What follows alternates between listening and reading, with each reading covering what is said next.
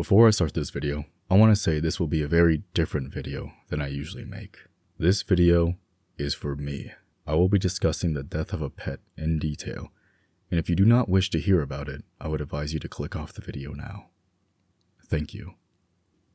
I know I'm late to the party when it comes to this game. In a few weeks from writing this, the game will be 6 years old, and I was going to make a normal video about this game, one where it's just me narrating what was happening, my thoughts while playing the game, and the occasional funny clip throughout my journey. But it felt weird to do that. I started this game on November 25th, 2023. Next played it the 29th, then the 30th, then the 1st and 2nd.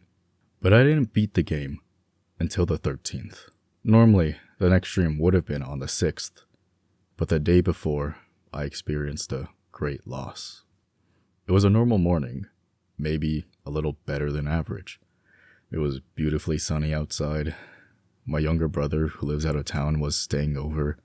My mom was working in her office. It was a very comfortable amount of busy in the house.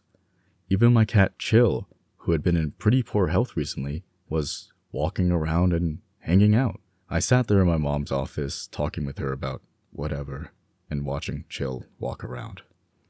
Eventually my mom had to hop onto a call, so I had to leave the room and take the cat. As I was walking towards the door, Chill started to leave as well, but as I was getting closer to him, he fell. It looked like he just slipped for a moment. He got up by himself and left to the laundry room where he has been spending a majority of his days recently. I decided to follow him into the room because I wanted to spend more time with him, but deep down, the moment I saw him fall like that, I knew something was wrong. I knew what was about to happen, but my brain was doing anything it could to deny those thoughts. As I entered the laundry room, I watched him flop onto the floor, which wasn't an unusual way for him to lay down, but recently he hadn't been doing that.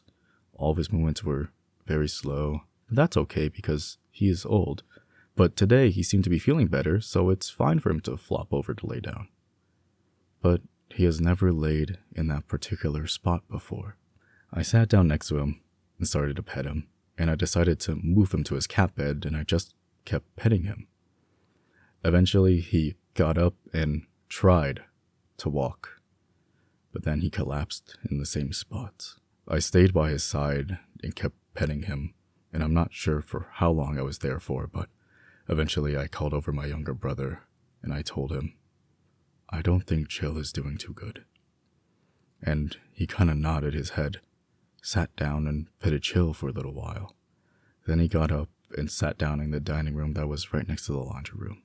I eventually put my hand under Chill's head and kept petting him. At some point, I asked my younger brother if he could get me a towel for Chill to lay on, and asked him to fill up his water dish as well. I was still holding his head and petting him, but I had to use the bathroom, so I asked my brother if he could stay by his side while I went to the bathroom. And as I was using it, I searched on my phone, how to comfort a dying cat. I finished up in the bathroom and went downstairs to find my brother by Chill's side, and as I watched them, I texted my older brother, who was about an hour away out of town because of something relating to his job, but he was supposed to be back tomorrow night. I texted him, hey, I thought I should let you know. I'm not sure if Chill will make it to Thursday, and I'm not sure if he'll make it through today. Today was Tuesday, and he was scheduled to be put down on Thursday in our home. I sat down next to Chill, put my hand under his head, and started petting him again. My younger brother then took his place back in the dining room. As I was petting him, I was debating about telling my mom, but no, I can't interrupt her meeting and Chill might be fine. A few minutes later, my mom is done with her call, and she comes into the laundry room, and I look up at her and just say, I don't think Chill is doing good. My mom then sat down next to Chill and started to pet him. I started to explain what was wrong with him, and then I told her, I already texted my brother. And she gently asked me, why didn't you come get me? And I just responded, "I don't know." Chill then started kicking and flailing around, but I'll just hold him down like the first time. Wait, there was a first time? Yeah, I had to move the water bowl away because he knocked it over. My mom stood up and called her boyfriend, then sat back down. I'm not sure how long I was there and what was said, but I was just sitting there, supporting his head, petting him, and holding him when he started to flail. I was hearing a lot of talking, phone calls, and crying, and it felt like I had been sitting there for hours, but everything was still moving too fast. It was just him and me, while I watched him slowly start to fade. Eventually, I was brought some towels and blankets, and we wrapped him up. I was holding him like a baby and gently stroking his head. Now, my mom, her boyfriend, and I were in the car driving. I asked about my brothers. My mom said they would meet us there. And ironically, a minute or two after we began driving, Daniel Powter's Bad Day started playing. I was just sitting there, petting and staring at Chill, and at this point, he was basically unresponsive. We eventually made our way to the vet, where we met up with both my brothers, and we went in. We found our way into a room and gathered around Chill and said very few words with the vets. They took him away for a minute, then they brought him back. Eventually, someone came in and explained the drugs that they will give him and what they will do. We all gathered around him and watched the vet inject the drugs. We watched Chill slowly fade away. Time stands still for a moment. The vet breaks the silence and brings his stethoscope to Chill, and he confirms that Chill is gone. We all say our final goodbyes, and then they take him so he can be cremated. We all exit the clinic and give each other hugs. As I held my older brother, I said to him, "I'm glad you could make it in time." And he said, "Thank you for telling me soon enough." And we made our way back home, while I held a pile of empty towels and blankets. The rest of the day is empty. Nothing happens. And I'll leave that there. Chill was my childhood pet. He was 15 years old, and we got him shortly after I could start forming memories, so he has basically been there my entire life.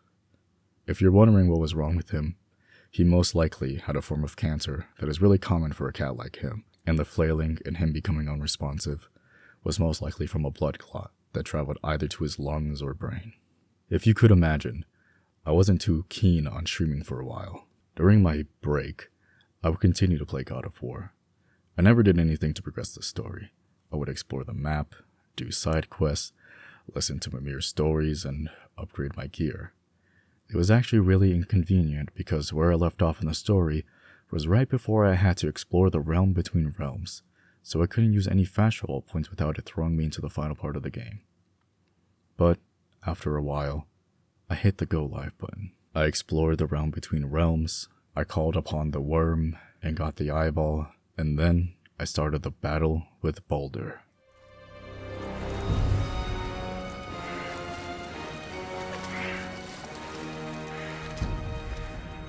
This again.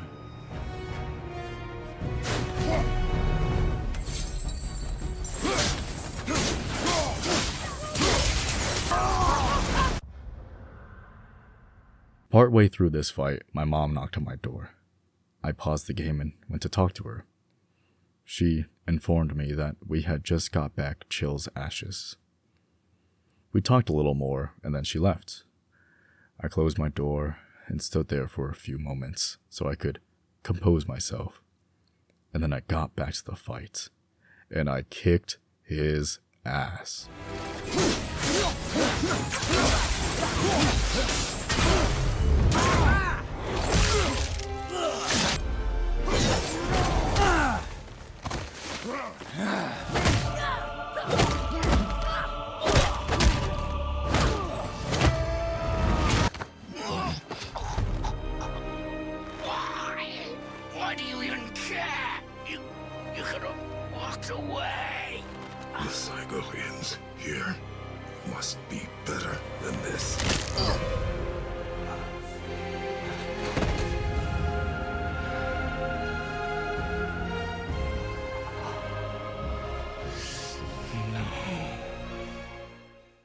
After that fight, the game is basically over.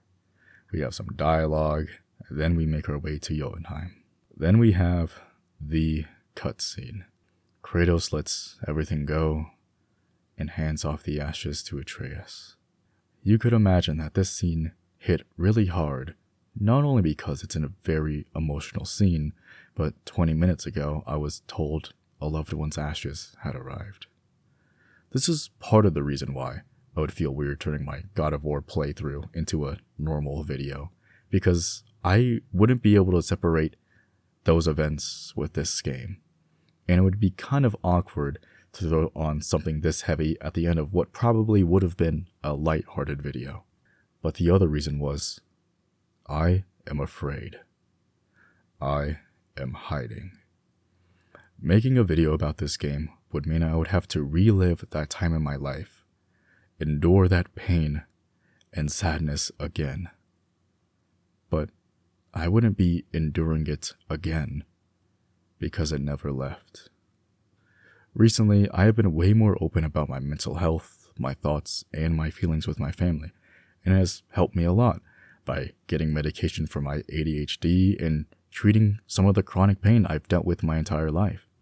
And I thought by being open, it would help this pain. I thought by sharing it with others, it would allow me to let it out. But it hasn't. I am hiding from it by thinking that if I tell others about my pain, that means I have released it. But no, I have yet to confront it myself. I used to always handle this kind of pain by dealing with it myself, not letting others in. And of course, doing that creates a lot of problems that, unless you really look at yourself, you'll probably never notice. But this time, I let others in and felt safe and secure. But that security only served to delude myself into thinking that I don't have to face this alone. I am my own person. I have my own thoughts and feelings, and while I can describe them to others, I alone have to live with them. Having support is really helpful and has definitely helped me through this. But at the end of the day, you have to find the strength to confront it. And that's what this video is. Writing the events that happened into this script made me confront all my own thoughts, actions, and feelings during that time. And it makes me do it over and over again, because I have to make sure that all those things are coherent enough so it can be put into a video. While there were many things I did not discuss in this video, and I still have a long journey to heal, I know now that I have nothing more to hide.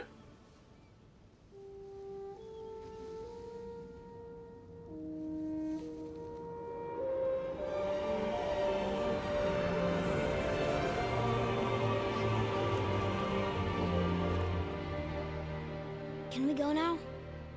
We're so close. I want to put this at the end of the video because if you watch my streams enough, you may know I have another cat named Chula. She's Chill's sister, and we've obviously had her for over 15 years now too.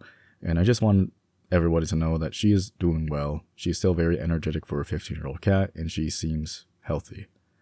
So thank you guys for watching. I would normally say I hope you enjoyed the video, but it would be kind of weird if you enjoyed a video like this. I guess you could appreciate it maybe. Or another synonym might work, but yeah, that's it for this video.